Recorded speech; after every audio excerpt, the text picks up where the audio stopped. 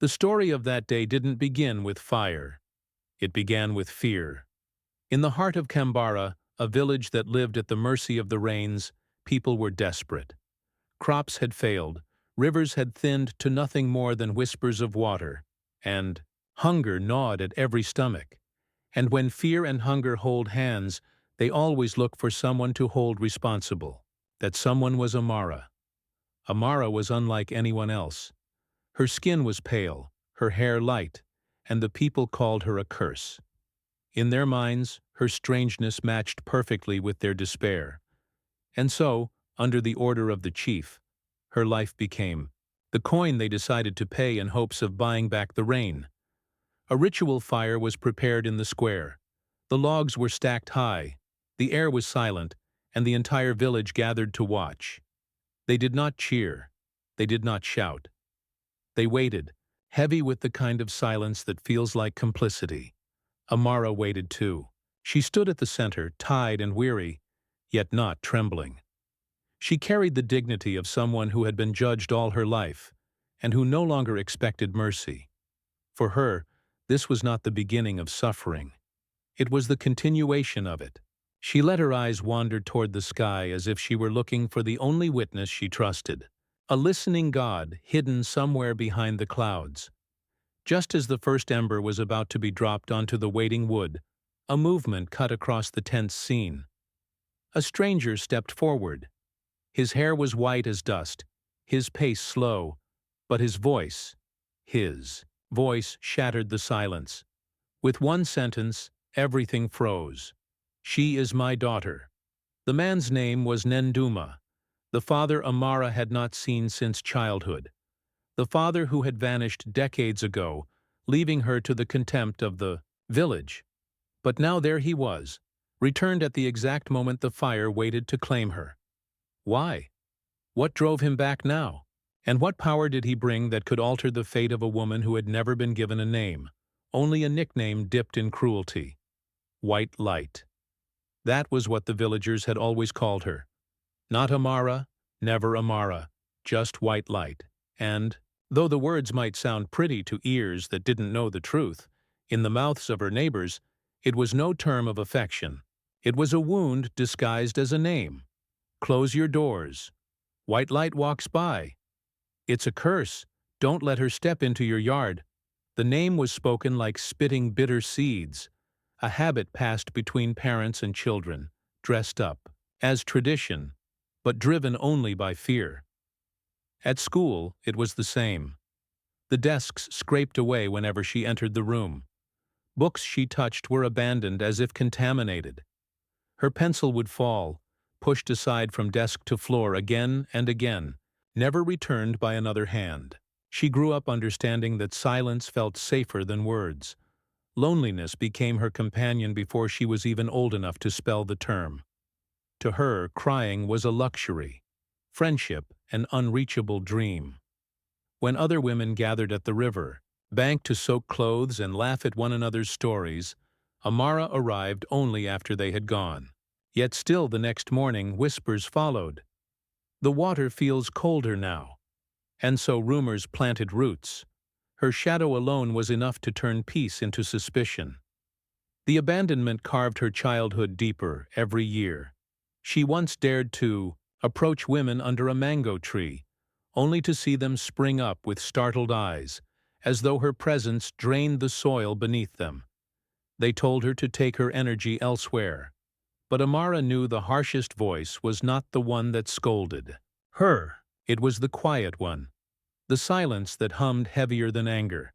The silence of neighbors who looked away from a child as though her existence demanded shame. Her grandmother Miad was her only shield. Gentle as dawn, Miad whispered that the child carried the light of the spirits, the brilliance of the ancients. But her encouragement could not erase the sting of village scorn. For Amara, the light spoken of as a gift felt more like a mark. Pride never took root in her heart. Only pain. Her years passed without laughter, without toys or companionship. Festivals came alive with music Amara was forbidden to touch. Drumming circles banned her hands. Prayers excluded her footsteps. Even the ordinary cycles of life denied her, for people thought her very shadow burdened the spirits or spoiled the season's grain. Too many believed that if a chicken died or a dream turned sour, it was the fault of white light walking by, and yet Amara did not resist. She soaked all the hurt into herself like the soil absorbs water, learning to lower her eyes, to tread lightly through spaces as though she were a trespasser in her own village. She cared for Miad in illness without complaint, carried endless buckets even when her arms tired, whispered blessings over food that others would never taste with her. When Miad died on a cold dawn, Amara experienced the deepest silence of all. No villagers gathered. No prayers were offered. Alone, Amara dug the grave herself, planted a hibiscus flower at its head, and sat facing it through the long hours, waiting as if the earth might offer her one final word of consolation. On that day, her patience hardened into decision. She would live like a shadow, so light-footed that no heart could claim she had ever disturbed it. The years passed. She matured, a grown woman wrapped in pale cloths, respected only for her quiet walk and the hidden strength behind her daily labor. Not one person in the village knew the sound of her true voice. To them she was not Amara, not human in full, but always white light, fear shaped into flesh. Even when she saved Zulimar, the little girl lost in the woods, her act of kindness was turned against her. Carrying that feverish child across her arms, whispering prayers, moistening cracked lips with water, she offered comfort where others had failed. But when she returned, the girl's mother did not thank her. Instead, she snatched her child away, spat on the earth, and cursed her rescuer. "You should have left her. Death would have been cleaner." Amara bowed her head, just as she always did, and returned to her corner. Suspicion never loosened. And so when famine and drought worsened, when the soil cracked with thirst, everyone's eyes turned to her pale form as though nature itself had signed her guilt. Chief Obadel, the man born into power but never into wisdom, stepped forward to turn their fears into decree. Not because he was guided by truth, but because fear was the only language he knew to command. Obadel had not earned his place with compassion. He inherited it by blood, learning young that it was safer to be feared than loved. And so, when harvest after harvest failed, when the whispers of blame snaked through the village like smoke, he offered not prayer, not counsel, but a target. Raising his hand toward the shadows at the edge of the crowd, he declared punishment must be paid to heal the land. And without naming her, he gave her away, Amara, white light, the one who was always too different, too alone. The young men gathered the wood, the women cut cloth for bindings, and the elders shook their heads with weary submission. Whether they believed or not no longer mattered. In times of crisis, people will accept any sacrifice if it promises an answer. And the chief knew this well. He once had driven away a pregnant woman as a so-called witch. Years later, her story was proven false, yet no apology ever came. He had learned to twist every sign into an omen, every choice into a warning. Not faith, not truth, but power disguised as tradition. And today it was Amara's life that was to feed the fire. That's how control was maintained, not through dialogue, but through imposed truths. Amara was the perfect target. A woman alone, without male protection. Different in appearance. Orbadel didn't need proof. Difference alone was enough. In times of scarcity, difference becomes threat, and whoever threatens must be eliminated. So the chief declared coldly and ceremonially that at dusk, 3 days from then, the evil would be purified. It will be a restoration, ritual, he said, so that the earth may once again bear fruit. The people didn't applaud, but they didn't resist either. In silence, they consented. Some out of fear, others out of belief, many just from exhaustion. After all, when you've lost everything, even justice feels like a distant luxury. And Obadel knew that. That's why he spoke with such certainty, because a desperate people will accept the lie that offers peace. Deep down, he didn't believe Amara was guilty of anything, but he needed someone to cover his own failures, the mismanagement of the land, the wasted water, the selfish division of seeds. All of that was easier to hide when there was a scapegoat. And so while the village prepared for what they called purification, Udell secluded himself in his home, anointing himself with oils and prayers of his own choosing. He ordered the fire to be built with dry baobab wood so it would burn faster. He commanded that Amara not be touched until the appointed time. "Let her feel the weight of the Spirit," he said. But what he didn't know was that the very spirit he claimed was impure was the only one still enduring without vengeance. Amara didn't pray for justice. She prayed for peace. She didn't ask for salvation. She asked for comfort. And in her quietest prayer she whispered, "If I must burn, let it be from within, so that what's left of me doesn't harden like them." Obadel remained convinced that no one would dare repose him. After all, who would challenge the chief? Who would raise their voice against the man who claimed to speak for the gods? The answer came at dusk on the third day, when all eyes in the village turned to the square and saw a strange man approaching with a wooden staff and a single sentence that would split the chief's authority in two.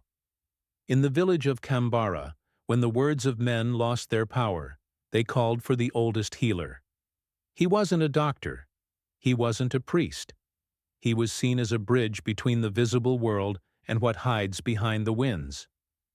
His name was Baba Yeli, and he lived 2 days' walk away in a house surrounded by stones and silent drums. The elders said he could hear the silence of trees and understand what ants whispered at night. He was the kind of man who didn't speak much, but when he did, even the wind went still. Udell sent for him right after announcing the ritual. He wanted to give the act the appearance of tradition. He wanted the people to see it not as punishment, but as a spiritual command. 3 young men were sent early in the morning, bearing gifts of dried corn roots and a black rooster. They returned the next day with the old Baba Yeli, supported by a crooked staff, and with his eyes covered by a thin cloth. "He sees beyond," whispered a woman as he passed. The healer was received with reverent silence. The women lowered their eyes. The men crossed their arms over their chests. Obadel led him to the center of the village square, where a wooden bench had been placed, and a white cloth spread on the ground. The P not yet lit stood just meters away, living reminder of what was to come. They called Mara. She came alone, no chains, no guards. She walked slowly, like someone who had already said goodbye to the world. The sun hit her pale skin as if trying to shield her with light, but no one saw it that way. To the people, it was just confirmation. "Look how she shines. It's something." From the other side, they murmured. Amara stood before them all. Baba Yeli remained silent for long minutes. Then he rose with effort and approached her. He didn't touch her. He simply walked around, sniffing the air like someone sensing what others couldn't see. Then he turned to the crowd and spoke with a hoarse voice. "Her spirit is not at peace." Those words fell like a sentence. Obadel nodded in satisfaction. The people let out hushed sighs. No one asked what it meant exactly. No one sought clarification. It wasn't needed. In Canberra, it was enough for a healer to say such a thing for someone's fate to be sealed. Malice didn't matter. Discomfort did. Strangeness did. And that Amara had carried since birth. The trial was swift. Old rituals were remembered but not observed. There were no questions, no witnesses, just a circle of people listening to themselves. Each one recalled some old story, some rumor, some odd glance. "I remember my goat died the day she walked." "Pasted," said a woman. "My son got sick after drinking from the same pot she used," said another. No one questioned. No one investigated. They spoke of her as if she weren't there, as if she were only shadow. Amara stood still, her eyes fixed on nothing, lips closed, body steady. She didn't beg. She didn't protest. It was as if each sentence spoken only confirmed what she'd always known. It didn't matter who she was inside. Her appearance, her silence, her solitude had already judged her. Then Udell stood. He raised his arms and spoke, as if the sky itself were listening. The council has heard. The village has agreed. The ritual will be performed at dusk. May the gods forgive our delay. There was a murmur of agreement. Some wept in silence, not out of pity, but out of fear of being neck-stiff. They disagreed. Baba Yeli sat down again and said nothing more. He looked tired, maybe conflicted, maybe just resigned, to the weight placed upon his shoulders. He knew the village wasn't seeking truth. They were seeking justification. And the healer's power, though respected, was shaped by the will of those who ruled. Amara was taken back to her home with 2 men walking ahead and none behind. There was no need for ropes. She walked like someone who already knew the way. At the door of her cracked mud house, she looked up at the sky. The clouds moved slowly, as if the universe itself hesitated to witness the injustice, and she, in silence, sat at the doorway, waiting for time to pass. In the village, preparations continued.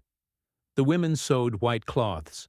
The young men sharpened sticks, and the elders smoked in silence as if searching the ashes for meaning. No one mentioned Amara's name. Only what she represented, and that was the worst part.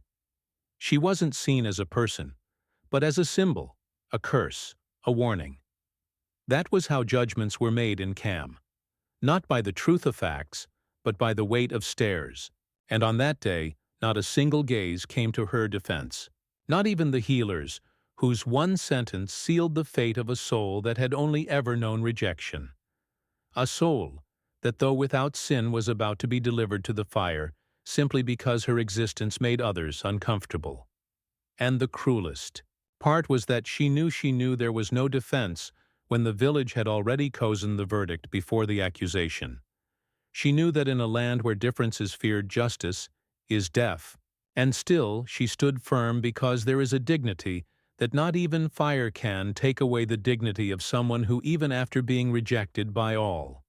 On the morning of the appointed day, the village of Kambara woke earlier than usual, but no one spoke. Of the reason.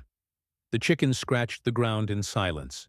The children normally loudly exchanged wary glances as if they knew this. Day was unlike the others. The women pounded flour in their mortar, but the rhythm was restrained, almost timid. The men pretended to be busy with repairs and chores, though. Their eyes were fixed in the direction of Amara's house. The fear in the air was not of death, but of seeing their own cowardice reflected in the face of an innocent. Amara rose early. She dressed in the same white cloth her grandmother had worn for prayers on full moon nights. She braided her hair with care, washed her feet, and before leaving, she knelt on the packed earth floor and murmured words no one heard. Yet they seemed to rise through the thatched roof straight to the heavens. She didn't ask for deliverance, didn't pray for vengeance. She just spoke to God like someone giving thanks for one more day, like someone who knows the soul must be at peace, even if the body is about to be sacrificed. With steady steps and a serene face, Amara crossed the small yard. She stopped at the door of her nearest neighbor, Geneva, middle-aged woman, known for being devout and always saying, "Those who believe in justice do not fear men." Amara knocked gently. She knew Geneva was awake. She could smell the porridge from inside. Heard the hurried footsteps, but what came next was the dry sound of the latch sliding shut from within. No words, no explanation, just the kind of silence that says everything. Amara stood there for a few seconds, not out of hope, but out of dignity, as if waiting for, in the face of so much indifference, at least a single glance of compassion. But there was nothing. Only the closed door, the same door she had seen shut years before, when, as a child, she tried to play with the neighbor's daughter. Time moved on, but fate always seemed to return to the same place. She continued walking, through the village barefoot, and with her head held high. With each step, eyes turned away, doors slowly closed. Some watched her through cracks. Others pretended to be too busy to notice her passing. It was as if her very existence disturbed even the ground beneath her feet. But what hurt more than contempt was the indifference, the kind of silence that doesn't scream, but crushes, the absence of a hand, the emptiness that roars louder than 1,000 accusations. Reaching the village square, she saw the P already built. The firewood had been stacked with precision. A white cloth hung between two posts, fluttering in the wind like a morning veil raised before its time. There was no crowd yet, just a few men arranging benches, women bringing water to quench thirst, but to fulfill old rituals. Amara stopped before the scene and didn't flinch. She looked straight into the center of the P like someone staring down their own end with unwavering eyes. She sat on a cut tree, stump beside the drum tree. The morning shade touched her feet, but the heat rising from the ground came like a warning. She stayed there in silence, 4 hours. Not a single word left her lips. No tears, no prayers, only open eyes and hands resting in her lap. From afar, one might think she was meditating. But inside, Amara was replaying every moment the village chose not to see her. Every door that closed, every no received without explanation, and still she hated no one. Around midday, the square began to fill. People arrived in groups, whispering while trying to maintain an air of ceremony.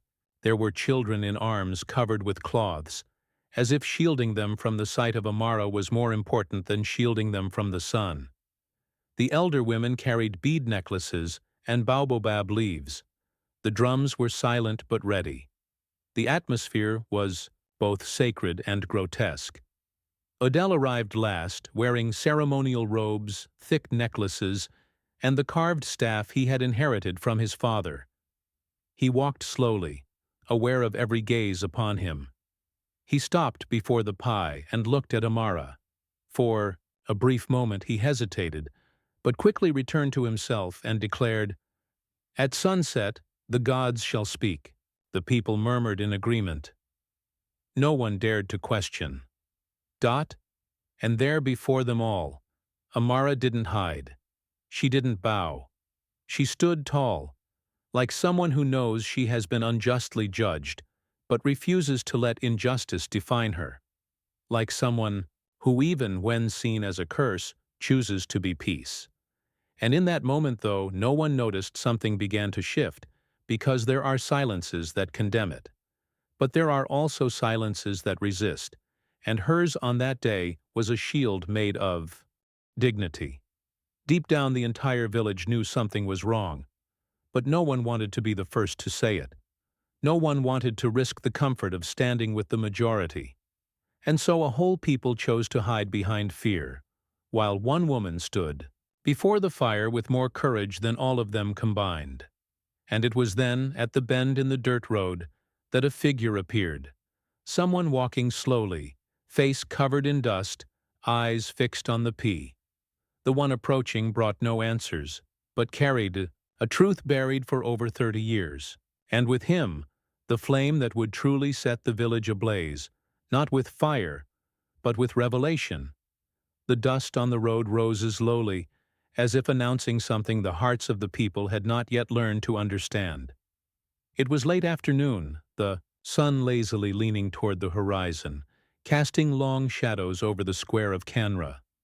The firewood was dry, arranged like an inverted altar. Amara remained seated in silence, her face bathed in golden light, as if every ray of sunset were a final caress before being forgotten. Then someone saw him, a figure at the end of the path coming from the south, walking slowly. At first, no one paid much attention. It wasn't uncommon for a traveler to lose their way or a peanut seller to pass by with leftovers. But this man didn't come with the urgency of a vendor, nor with a smile on his face. He walked like someone carrying something, far heavier than a backpack. He walked like someone unafraid of what he would find. He carried a wooden staff worn by time, a weathered leather bag on his back, and white hair just like Amara's. His face was etched with deep lines, and his eyes, though tired, held something no one could name. Sparse beard, the way he stepped firmly, and the way he looked at the ground. Everything about him spoke of someone who had suffered too much to fear others' judgment. As he drew closer, murmurs began to spread. Children ran behind their mothers. The men exchanged wary looks. Obadel, standing near the P, furrowed his brow, annoyed by the interruption. The stranger walked without hesitation. As if he knew exactly where each footstep belonged, he stopped a few meters from the center of the square, looked around. His gaze didn't ask permission. It simply observed as if trying to recognize a place he once called home. When his eyes found Amara, he stopped, took a deep breath, gripped his staff tightly and stepped closer to the fire. "Is the young woman?" he asked, voice firm but strained. He didn't shout. He didn't impose. He simply asked like someone searching for something long lost. Obadel stepped forward, face rigid, feet planted deep in the ground. "She is no young woman.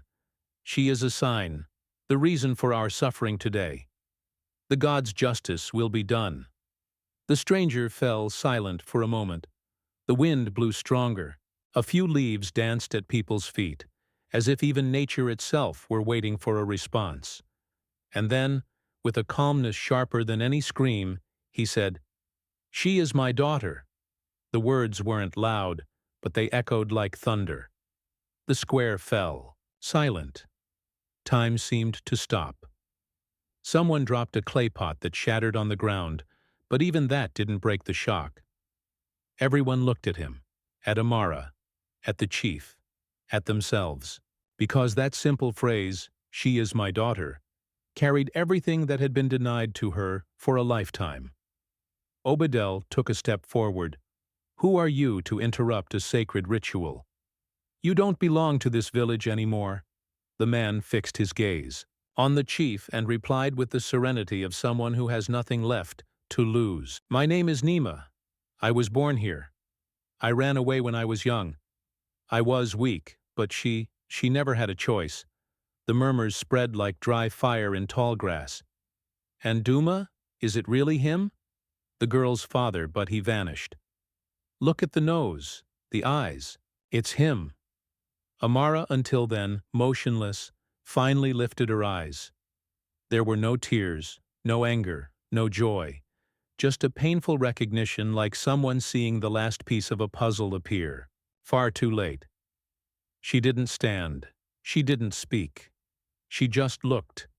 And in that look lived 30 years of absence, unasked questions, and swallowed pain. Nduma walked slowly to her, stopped just a few steps away. He wanted to reach out, but pulled back.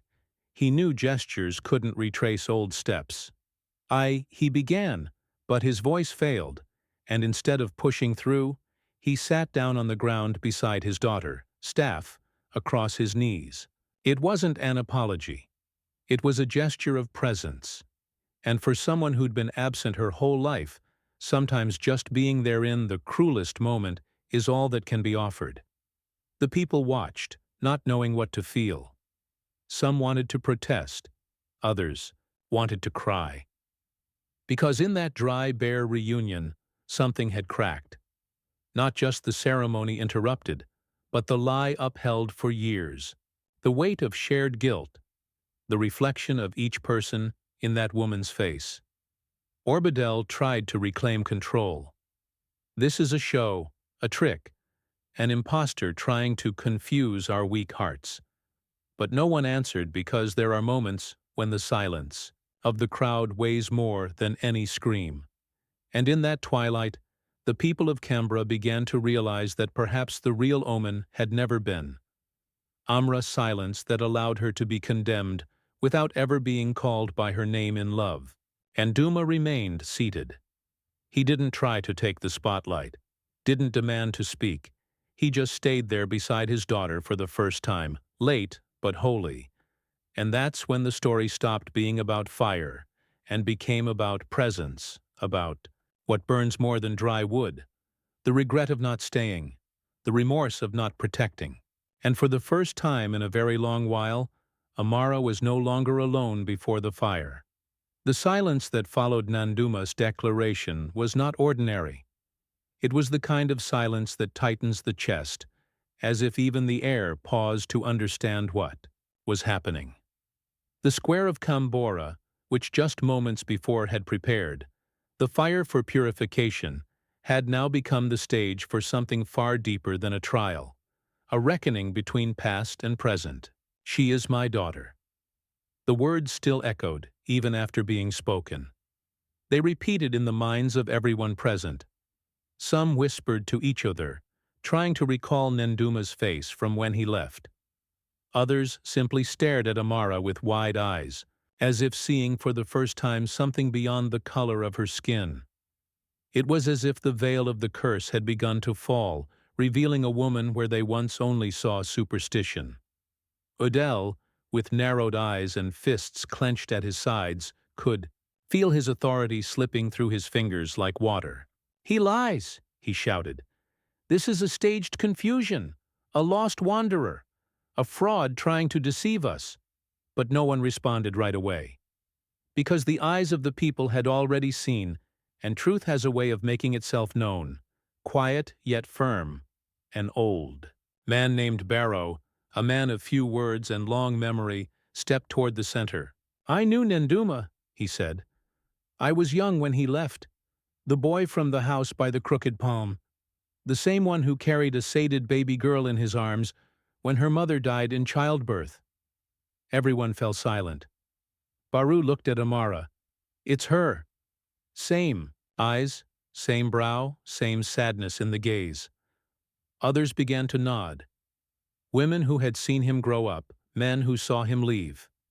Even children who had only heard stories now saw them take form before their eyes.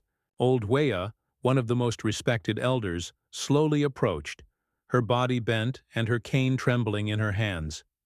She looked at Nduma, then at Amara. "She cried so much when she was little. And you vanished, left the girl for us to judge with stone hearts. Truth, when spoken so plainly, heard. But it was inevitable." The pieces were falling into place, and Duma's face didn't lie. It was like seeing Amar's reflection in a mirror, aged by time. The sharp nose, the curve of the eyes, even the way they pressed their lips. Everything bore the mark of shared blood. Even so, some resisted. One of the councilmen raised his voice, but he wasn't here. He abandoned her. "That doesn't change what she is." Obadel nodded firmly. "Exactly. Blood does not erase the sign. The land is still dry, the hunger remains. Her presence still weighs on us." And that's when an unexpected voice rose. Not from the council, not from the elders, but from a young woman named Ela, the daughter of Geneba, the neighbor who had closed the door that very morning. She stepped into the center of the square, eyes wet, breath trembling. I grew up hearing that she was a curse, but I remember when I fell ill and no one wanted to visit me. It was Amara who left a cloth with herbs at my door, said nothing, asked for nothing, just left it. And I got better. There was a stir because that kind of testimony didn't come from sacred books or signs in the wind. It was living memory. It was proof of humanity. And in that moment, the weight on the scales was no longer. Spirit was shame. The shame of having stayed silent. The shame of feeding the lie because it was easier than asking questions. Amara until then seated stood up slowly, not to defend herself, not to demand anything. She simply stood beside her father. And when the two of them stood side by side, the contrast between them and the crowd was stark. She rejected her whole life, he absent by choice. And yet together they represented something the people of Kambara had forgotten. The possibility of return, of forgiveness, of recognition, even if late. Obadel tried to regain control. Don't be fooled. This is a trick. He left. She has always been different. The drought continues.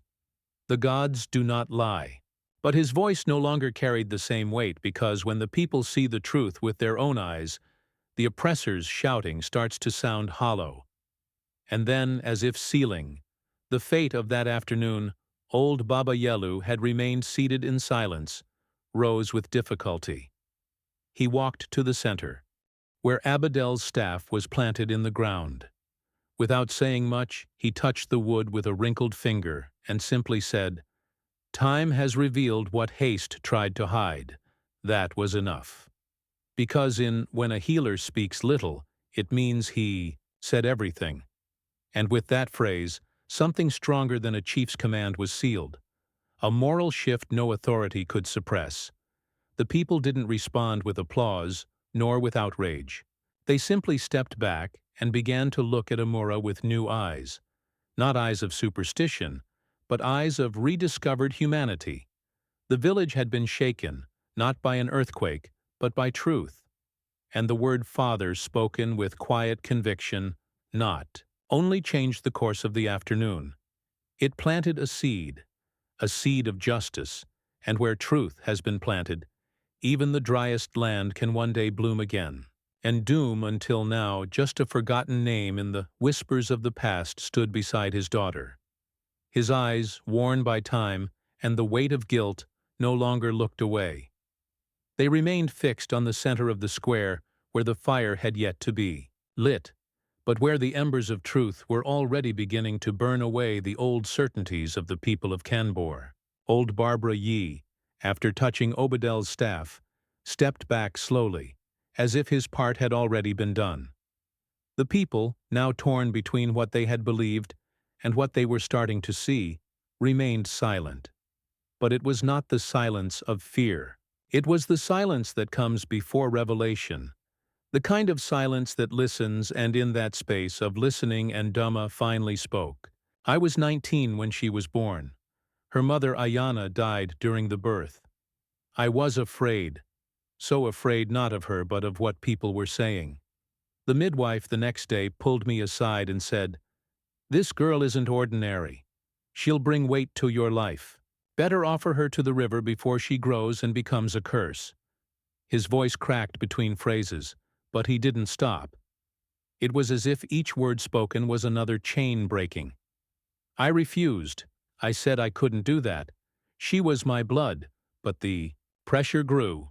They came to me one by one. Old men, women with hard eyes. They said her skin was a sign that the gods were testing me, that if I didn't act, the whole village would suffer. And I was too young, too weak. Some heads began to lower because many there knew the truth of that pressure. They had seen other children taken, other mothers silenced. Kambara, like many villages, hid its secrets behind the name of tradition. And now, one of those secrets was being pulled into the light by someone brave enough to admit their fault. In the still of the night, I packed a bag with some food, took my daughter in my arms. She was still nursing from her grandmother's cloth. I told myself I would run away with her, that I'd find another place where her existence didn't need defending.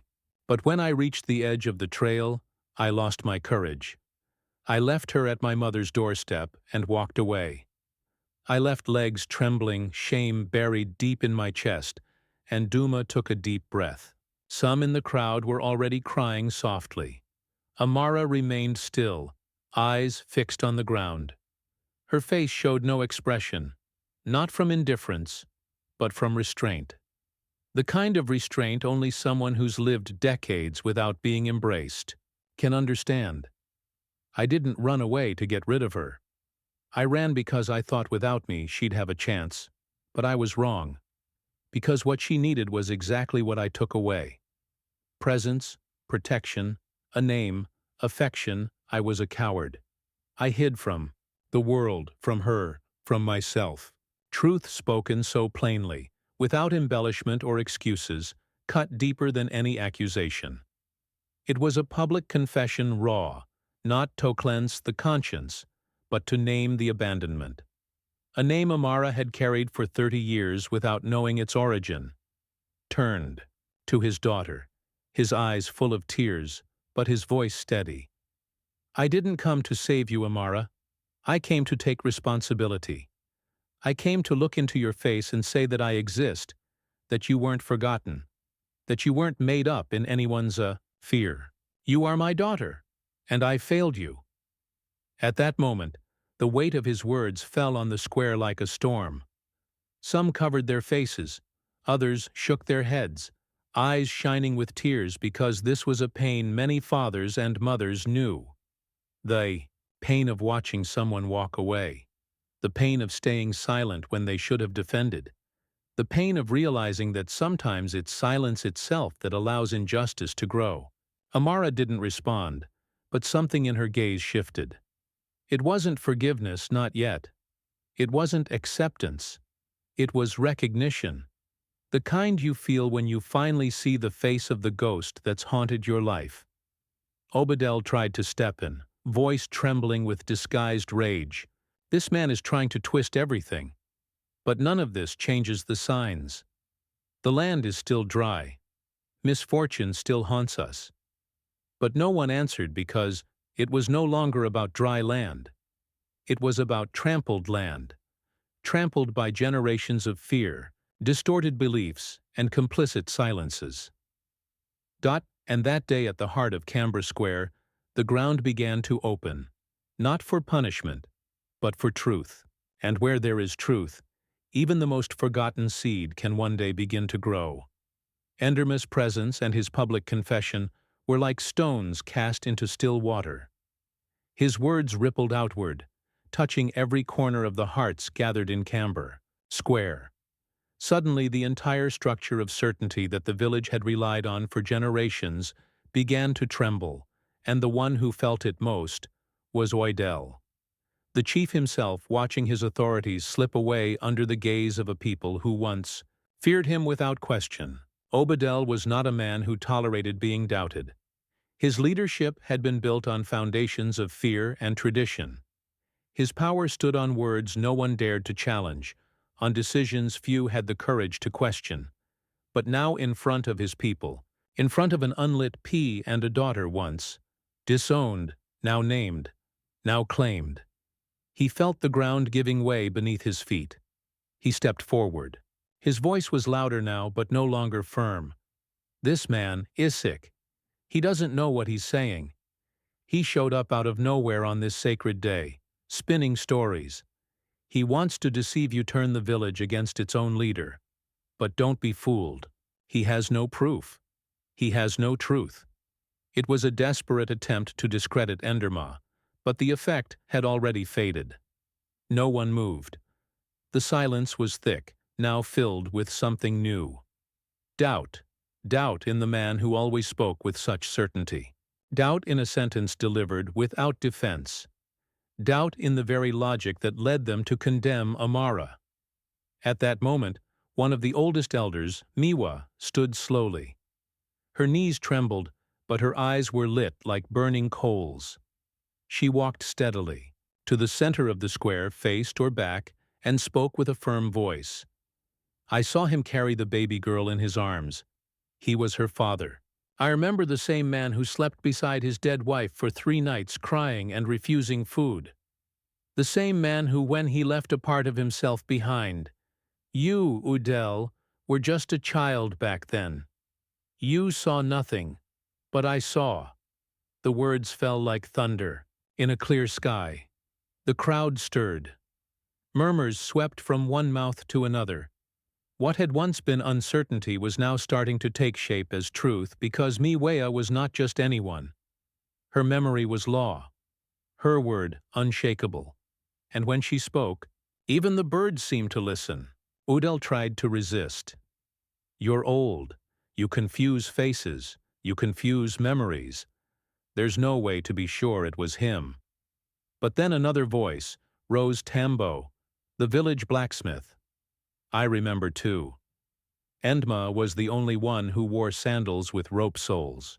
I made them myself, and he left crying. Said he'd come back. I thought it was a lie, but now maybe he just took too long. More voices joined one by one, silent faces began to speak, as if the truth of one man had freed the courage of the others. Even Geneba, who had locked her door to Amara that very morning, whispered, I knew something wasn't right, but I chose to obey fear.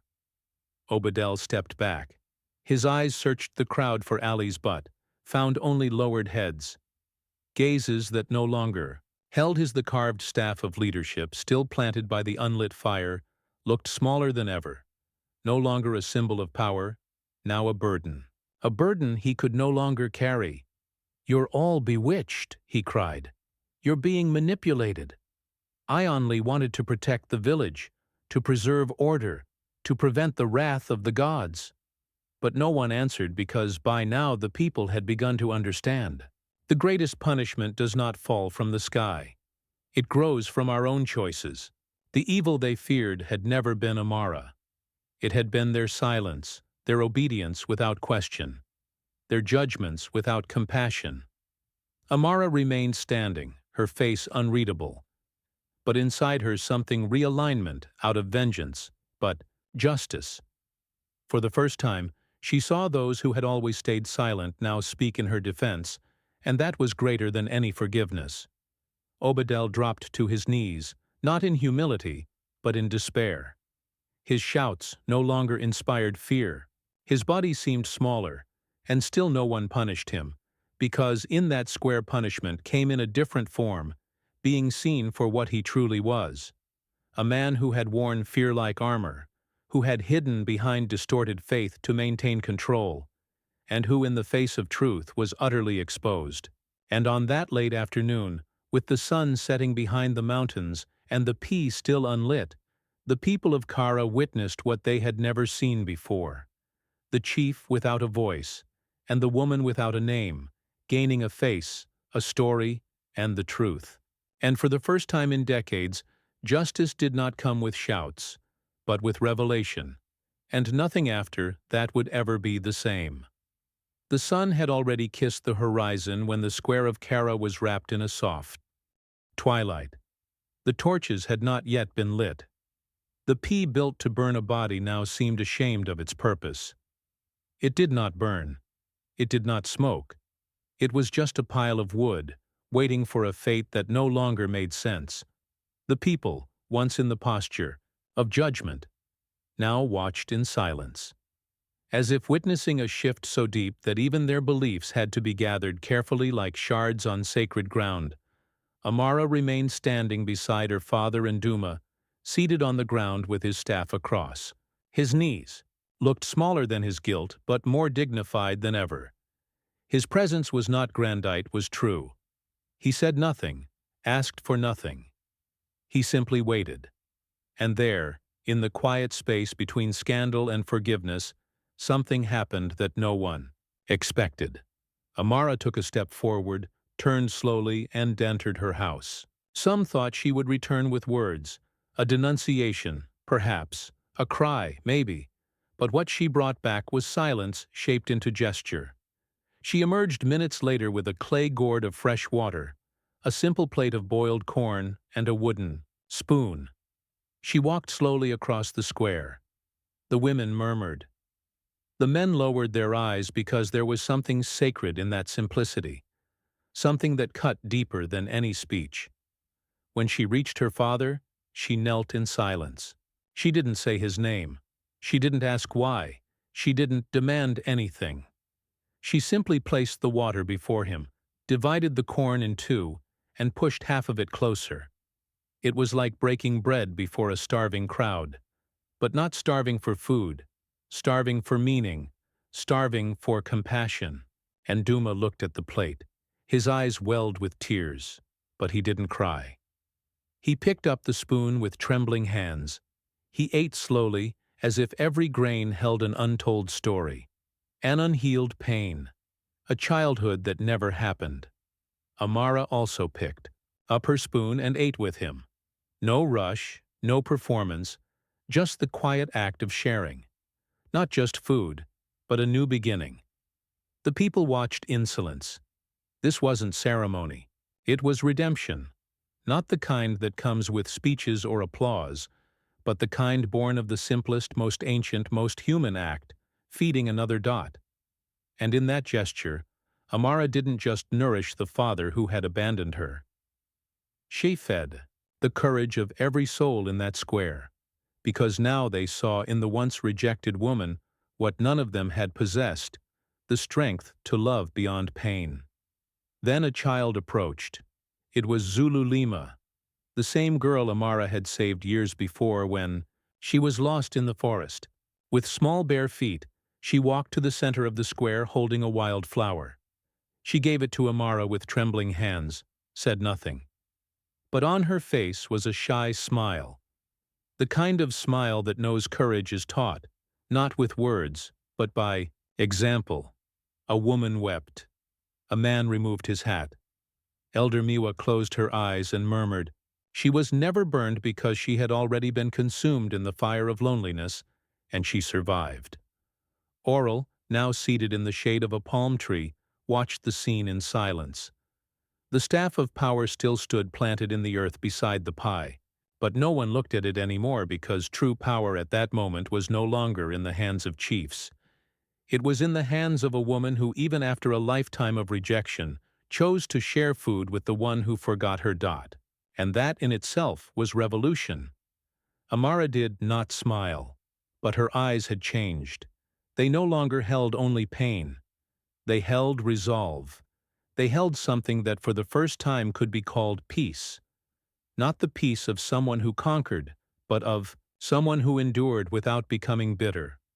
Someone who, even burning inside, refused to set others on fire.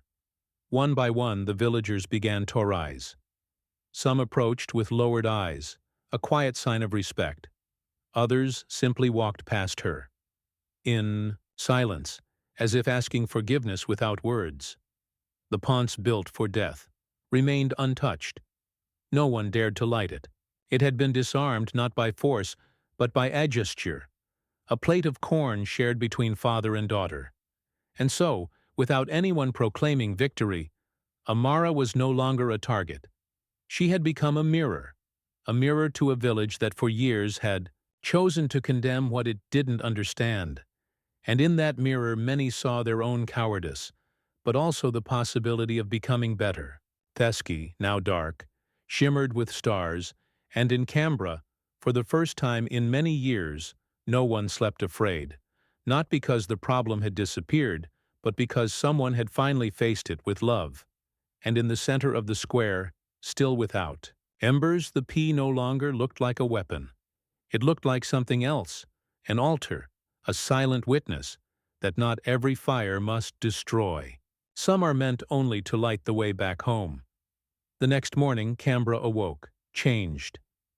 The air felt lighter not because the drought had ended, but because something inside the people had shifted.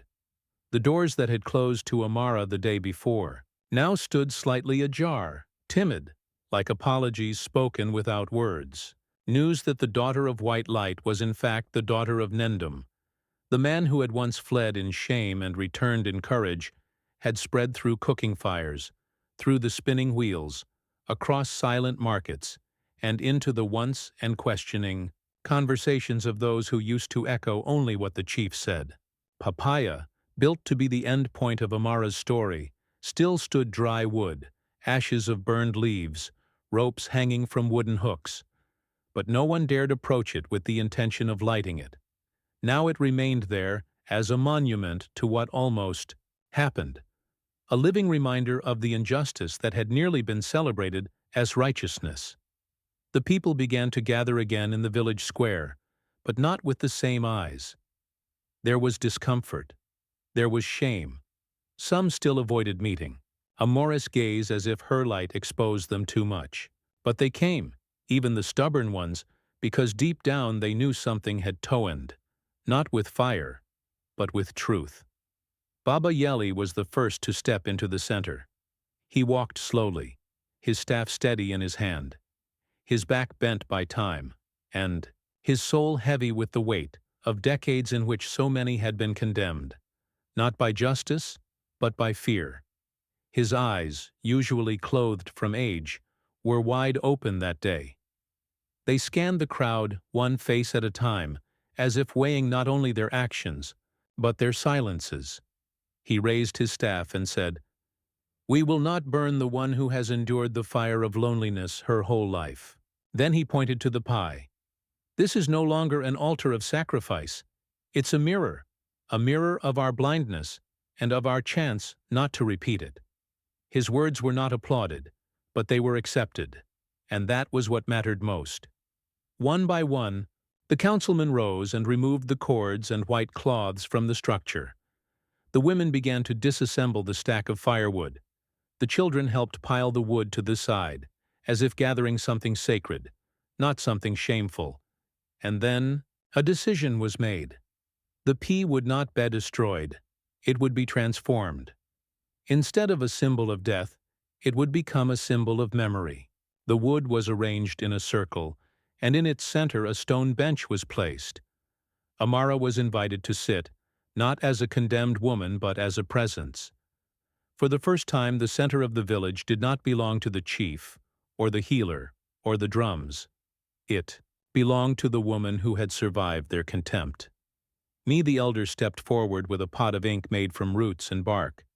She painted on the bench the name that until then had never been spoken with reverence. Amara, for the first time that name echoed in public with respect. The children repeated it as if it was something new. The young learned it as example. The elders whispered it as reparation. From that day on, the Pione circle was used only for celebration, harvest festivals, baptisms, weddings. And each time the fire was lit, the people remembered that once those same flames had been prepared to consume the woman who now taught the children to read, to count, to think, because yes, Amara was invited to become the teacher of the new school. The elders decided to build with the help of the people. She who had been kept from books now held the keys to language. She who never had someone to talk to now had young voices to guide. And Duma stayed. He built a house with his own hands beside the fig tree his mother had planted when he was born. Every day he went to the square to help with the work, but never claimed the center. He stayed on the edges like someone who knew that repair is built in silence. He planted corn, cared for the elders, and every afternoon brought a plate of food to his daughter, not because she needed it, but because he needed the gesture. Obadel was removed not with violence, not with spectacle, but by the weight of collective shame. The staff of leadership was taken by Baba Yeli and placed among the village's relics not as a symbol of honor, but as a warning power when misused. Becomes poisoned. And at the next harvest, when corn sprouted strong and mangoes fell ripe from the trees, no one called it luck. No drum declared it a miracle. No woman said the gods have returned, because now they knew. They knew the blessing came the moment the hearts of the people opened. And during that celebration, in front of the fire that had become an altar, they all heard in unison the phrase that would mark that generation. They called her a prophecy of doom, but she was a seed, and they nearly burned the flower that came to teach the land how to bloom. Over time, Amara's story stopped being just a tale from Kurara. It became a legend retold in other villages, embroidered into fabrics, sung in the voices of women who'd been silent for years. And not because there was something magical or extraordinary about the events, but because there was truth, a truth that hurt but healed, that exposed but also redeemed.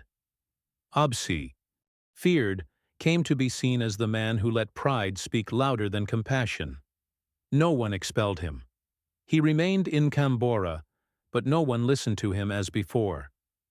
The silence now belonged to him, a silence that weighed heavily. He walked the same paths where he once raised his staff with pride. Now slowly, inwardly, like someone who knows he hadn't just lost his position, but his honor. The shame wasn't imposed on him. It grew inside, fed by every gaze that no longer revered him. And Duma, in contrast, rebuilt with actions what words could never reach. He never tried to justify the past, never asked to be forgiven quickly, but he was there every day planting not only corn, but care. He visited the elders, helped the youth with their learning, carried firewood to widowed mothers, and most of all, he stayed close to Amara, not as someone who demanded affection, but as someone who understood the power of presence, a man who would learn that for someone who lived in absence. Presence is worth more than any explanation. Amara, in turn, became a symbol, not because she sought it, but because she endured. She never asked for titles. She never stood on a pedestal, but she was placed where she had always deserved to be, at the heart of the community, not as a trophy but as a root. It was she who patiently listened to her students, who taught little ones to write their names with confidence, and said having a name is the beginning of being seen. A simple phrase, but one that carried weight coming from her, who for so many years had been called only White Light, as if she were a myth or a curse. The P, now an altar, was lit on every full moon, not to burn, but to remember. To remember that they had almost burned hope, almost burned faith, almost burned the only person who, even when despised, chose love. Each ember was lit with care, each log placed with respect, and when the flames danced, they said it was the spirit of justice visiting the square to see if hearts were still in order. At celebrations, Amara was invited to lead the songs, and the most beloved was one the children had created. It didn't rhyme, but it had soul. She never screamed, but the sky heard her. She never ran, but time returned. She burned on the inside, and still she gave light. The village learned not overnight, but it learned to listen before judging. Learned that faith without compassion is a blade without a handle. And above all, it learned that the greatest mistake is not being wrong, but clinging to the lie once the truth has shown itself. And so among fields that bloomed again, songs that were sung again, and children who now played freely without fearing those who were different, Canberra found redemption.